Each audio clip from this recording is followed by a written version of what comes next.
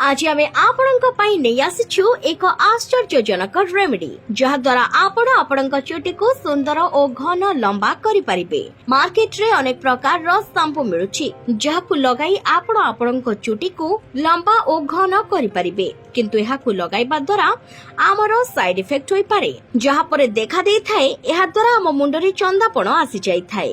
जदि आमे प्राकृतिक उपाय आम चुटी को लंबा और घन करबा जहा द्वारा आमर किछि साइड इफेक्ट होई न थाए, बरंग हमको सेथिरु फायदा ही फायदा होई थाए। सेहि परि आज आमे आपनकु एक घरोई नुस्खा कहिबो। एही मेथी दाना को तो आपण जानिथिबे निश्चय, खाइबारे मध्य एहाकु आमे व्यवहार करिथाउ। सेति पई आपनकु 2 रु 4 चमच मेथी दाना नेबार अछि। तापरे 2 रु 3 ग्लास पानी देई ताको फुटाई देबे 3 रु 4 मिनिट पर्यंत।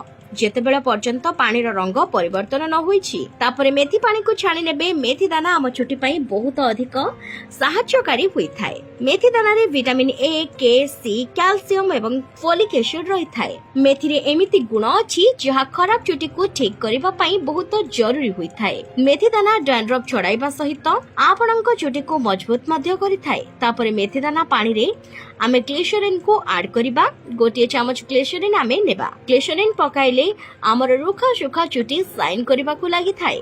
एहाकु आमे किपरि लगाइबा? प्रथमे आपण आपणक चुटी को भल भाबरे शैम्पू करि नेबे।